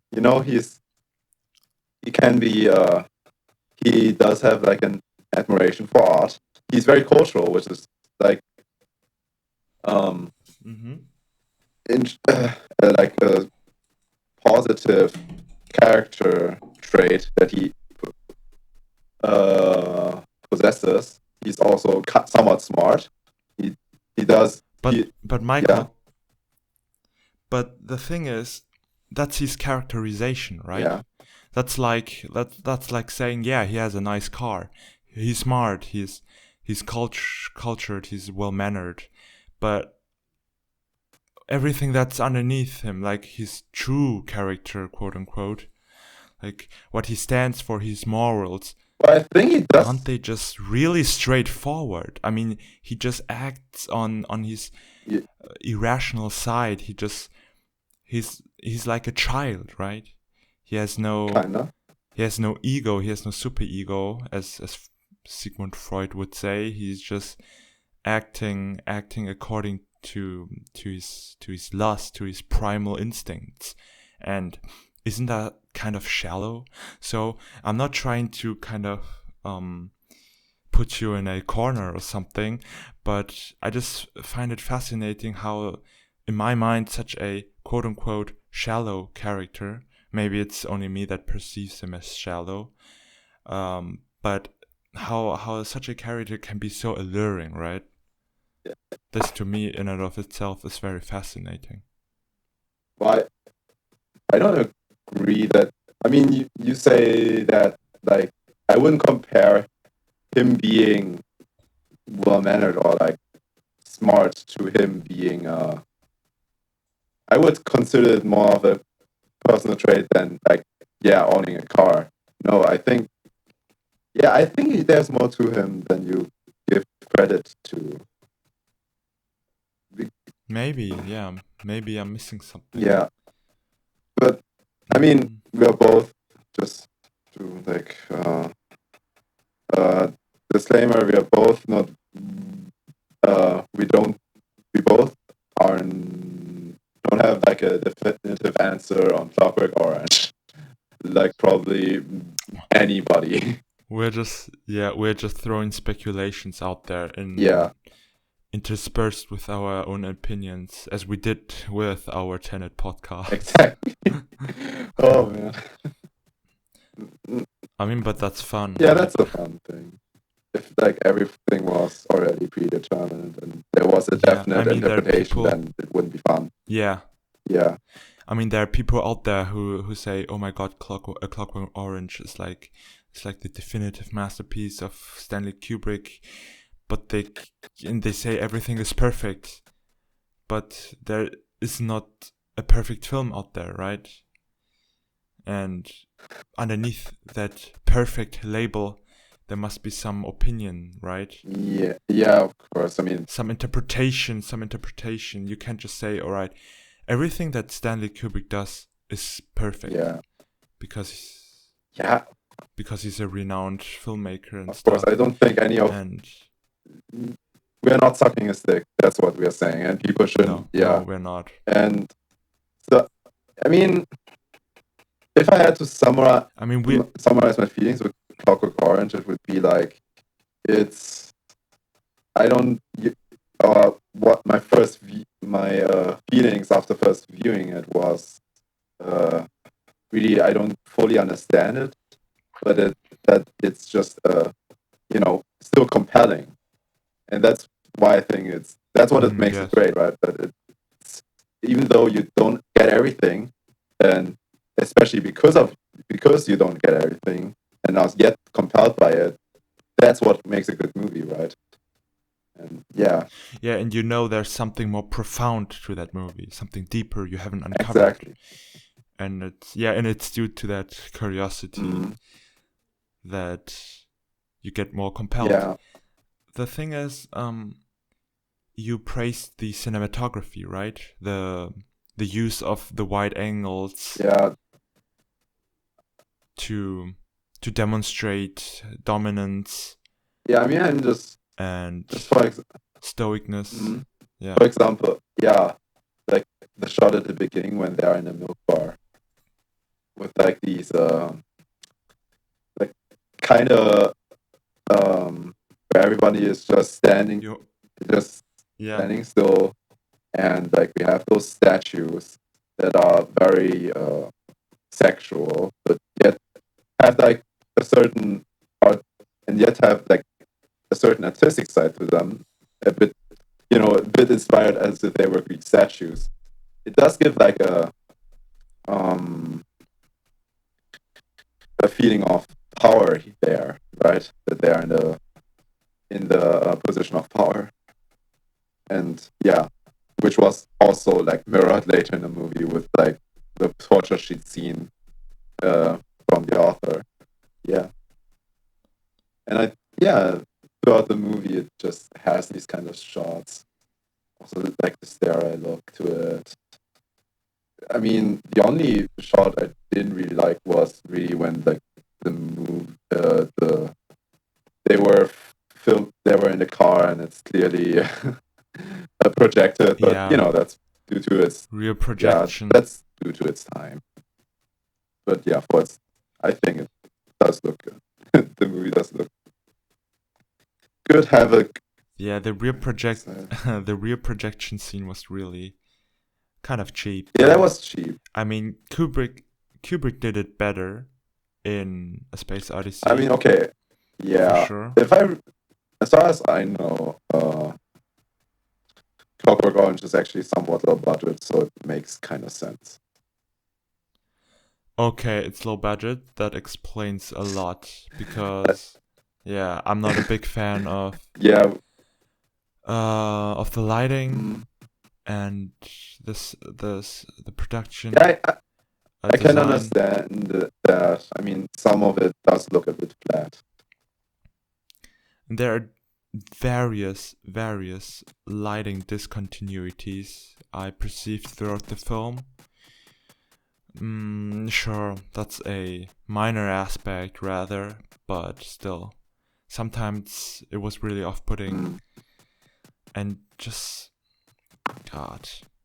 Yeah, sure, the camera was guided very fluidly and very masterfully, as one would expect. Yeah, also like how he does like kind of not recreates, but like the shots from the beginning, and then when the characters, the victims of Alex, have their redemption, how he just kind of mirrors them. It's really quite fast, quite not only fascinating, just impressive how well he pulls that off. The camera Yeah. work was the camera work was really impeccable, but like the other aspects, nah. They made I mean, okay, what the camera ultimately captured wasn't really eye candy, but to compensate for it, we have an intriguing narrative, right? And that's what ultimately counts in a movie, at least. That's true. Especially if we are talking about a movie that maybe doesn't have like the budget behind it, one should be a bit more forgiving, I suppose. But still, I mean, it does have a lot of style. It like the juxtaposition between like the high art versus gratuitous violence. Like if, for example, any classical piece in a movie gets played while our Alex, our humble narrator, like violently beats up someone, sometimes in time, or has an orgy in time lapse to make it almost farcical and humorous, or if he like in slow motion beats up his team. It's quite effectful. Yeah, it's really. And this juxtaposition is throughout the film, also with like sex, right? For example, the house of the woman he ultimately murders, like how all the things in her room that are supposed to be very artful are also so sexual. It's quite fascinating. Or also like this weird outside of the house outside of Alex's house, like this wall with like this, I don't know, Greek thing, my and God, then yes, this kind yes. of phallic graffiti with like the Greek painting, and absolutely, it's just the music plays such a vital role, right, in elevating the action. I mean, honestly, the music tells us a whole story. It really kind of also paints like everything from Alex's perspective for me. Yeah. Right, and just the music cut accompanied by the sex scenes just demonstrates how fucking sick of a bastard our main protagonist is, and how sex is viewed in the context of the film. And I mean, in the context of the film is basically in the context of the main protagonist.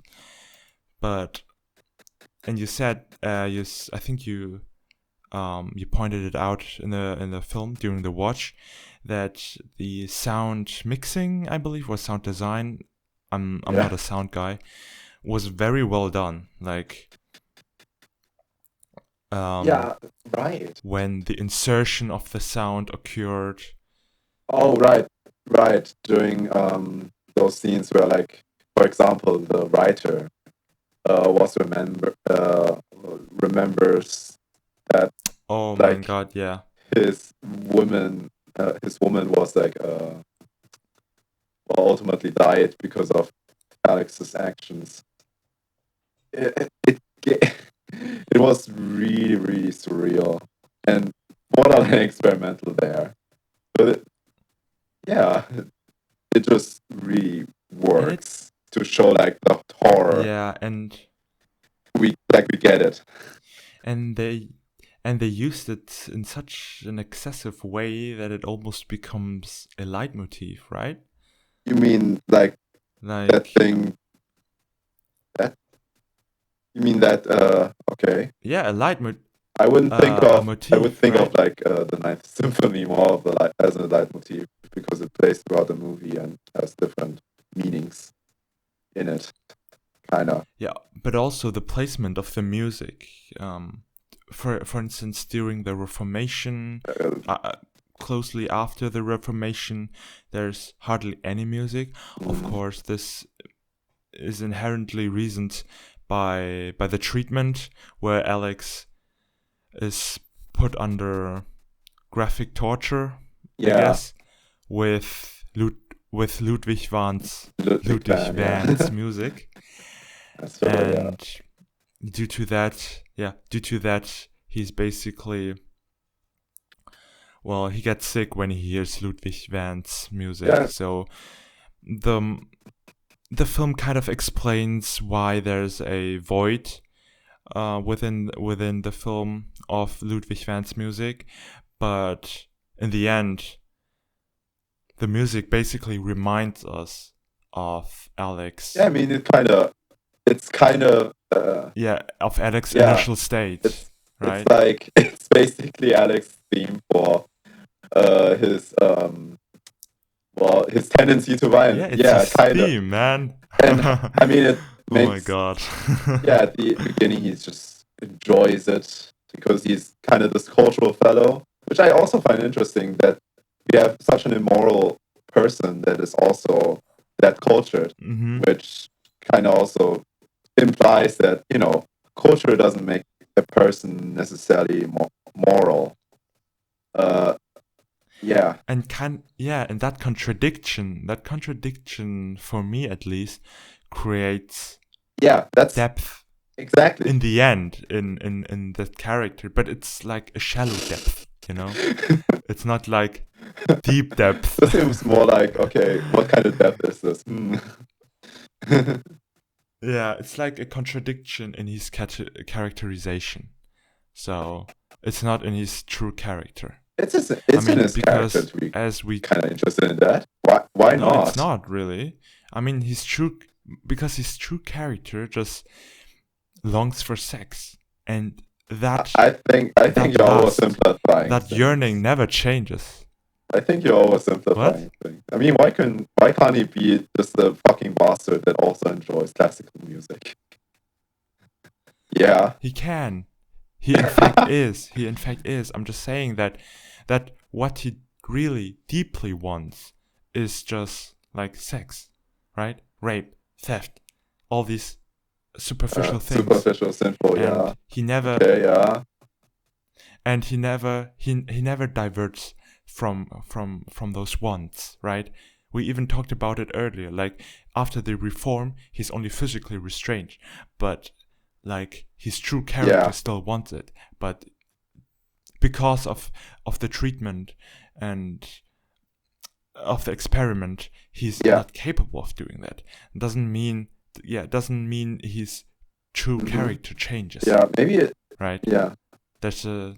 Maybe it's then good to talk about, I guess, free choice, will, and morality here, because but the movie also is kind of, at least somewhat, saying us that morality, or like the human experience, only comes with choice. When Alex is robbed from his choice by basically preventing him to do anything that's sexual, rapey, or violent, because of that basically brainwashing that he's gone through, they rob him from his choice to do so, and he isn't reformed. Yeah, the reformation is only one of that is fake. Mm-hmm. Let's get philosophical. Okay.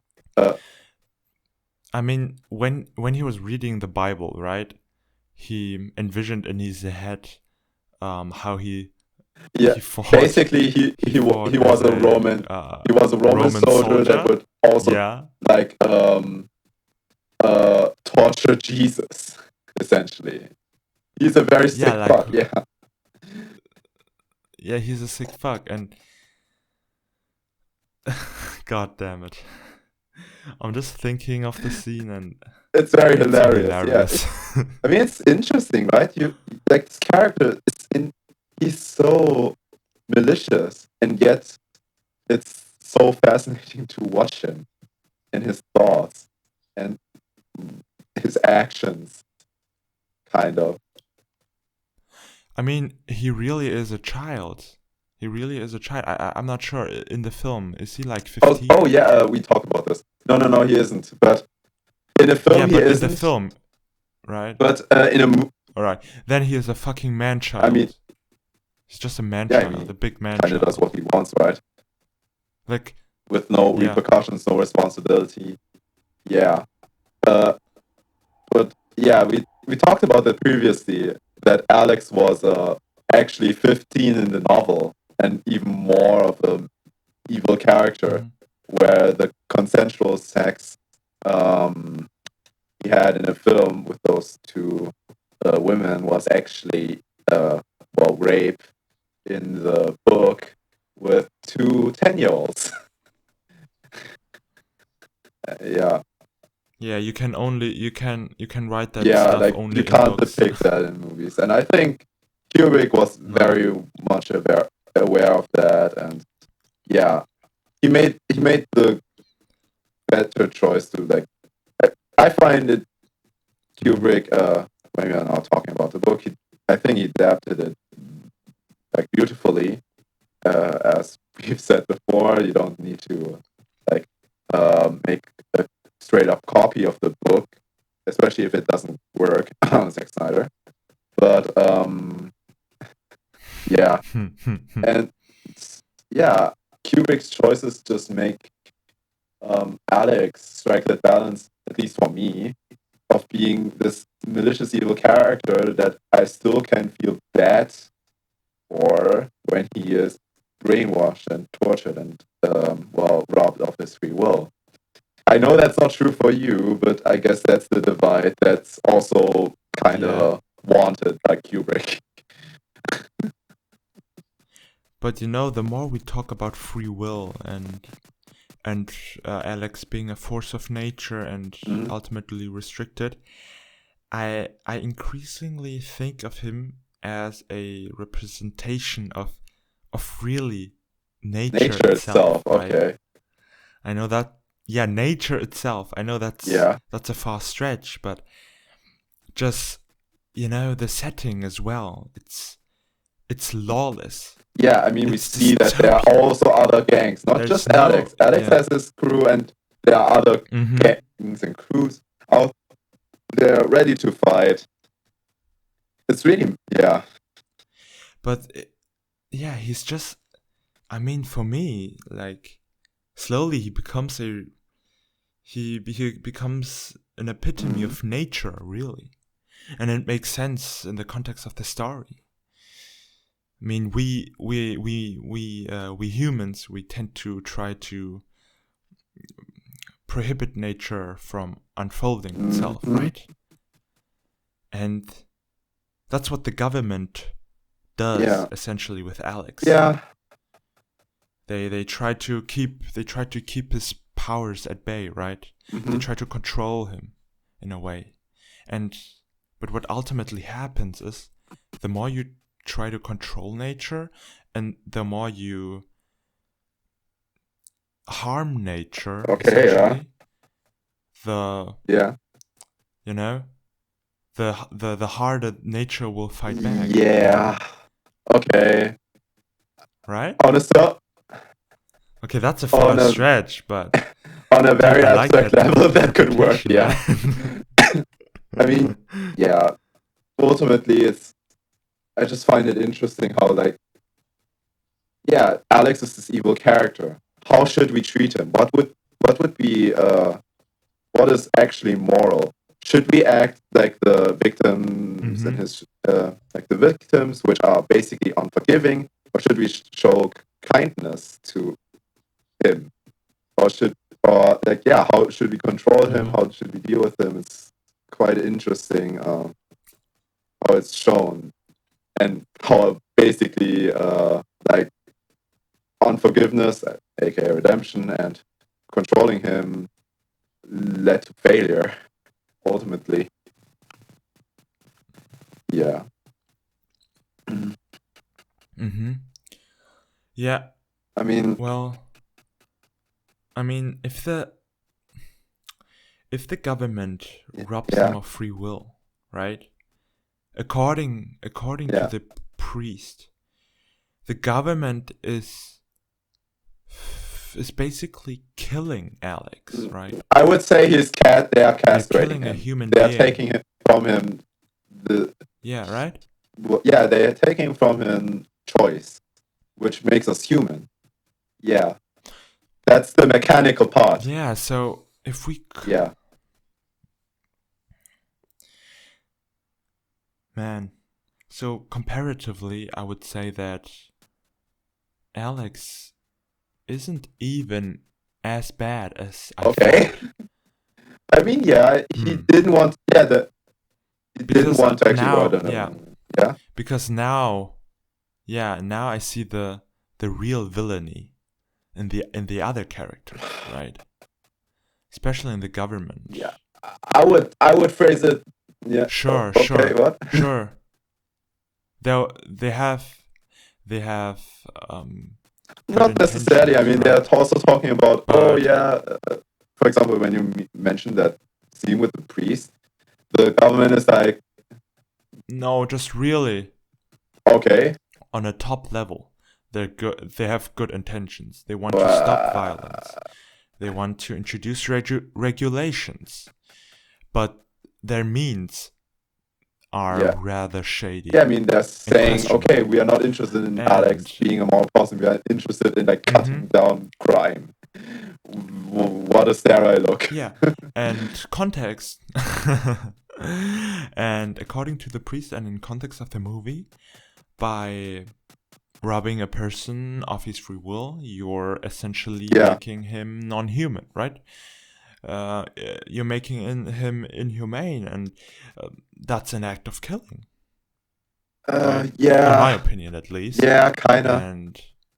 And they're doing that, deliberately, as opposed to Alex, who has no intentions of killing other people. He's just interested in yeah, he's just trying to rape people and commit violent acts. But really, he's just a boy after all. Oh my god! I'm trying to justify how the tables have turned. What the heck? But no, just not just comparatively speaking. I think Alex's actions just... Can we just agree that nobody is very, like, maybe apart from the priest, no character is likable in the whole film?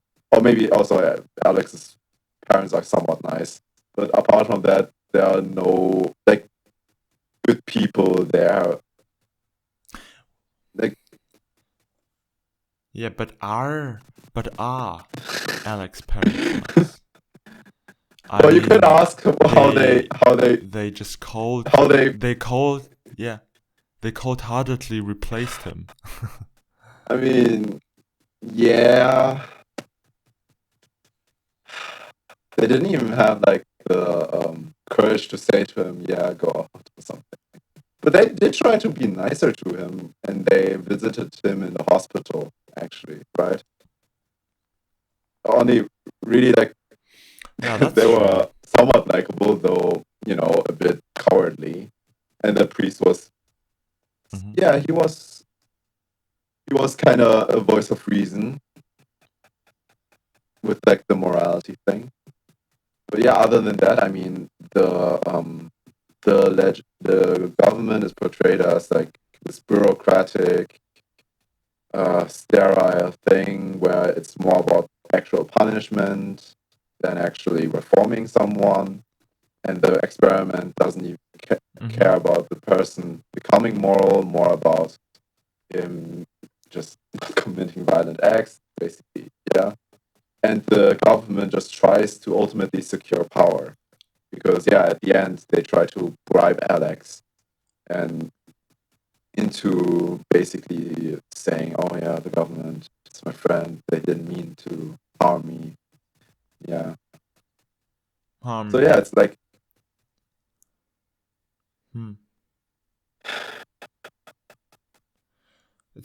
It's weird. So in the end, nature, or the force of nature, the force of nature puts itself under the wings of the controlling power once again. But this time will Well, he? I mean, Or does he have a choice? you argue that Right, he if he's doesn't being have a choice, bribed. but I would say, I mean, the power they're making there is kind of clear, right? Because Alex has the upper hand there. The government is trying to appease him such that they could stay and have more validity to them, to change public opinions about them.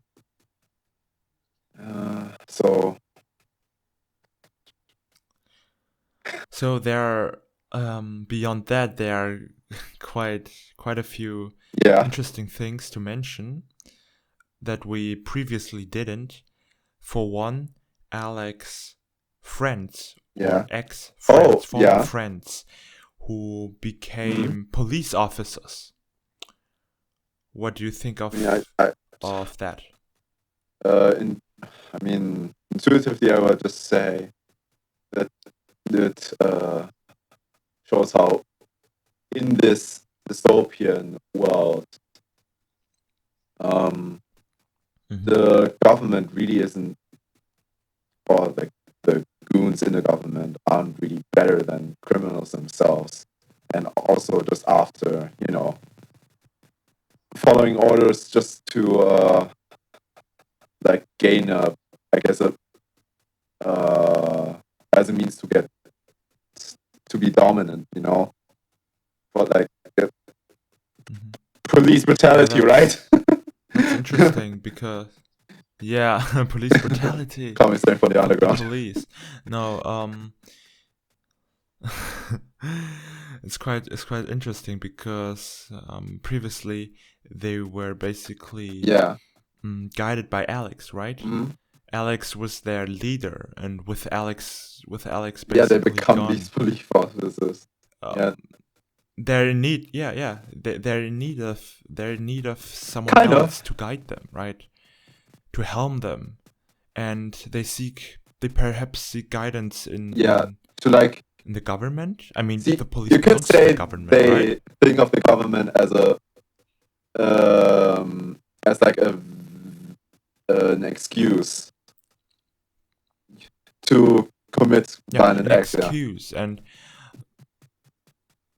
they take right. They take advantage of the government. So under the government's name, they see the opportunity to continue to commit those horrid crimes they did before, and just similarly with them under Alex's guidance.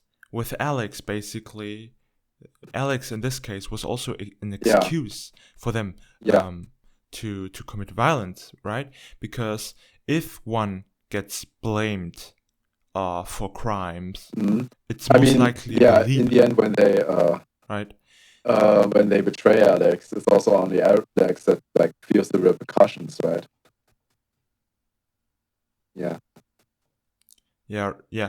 It's exactly, it's always the leader, but that's the danger of being a leader, I guess. And also beating up your own kind of crew as the leader. That scene, it's humorous and grotesque. That scene, it's really quite something. I would still say that Clockwork Orange is a very unique experience, even in today's movie landscape.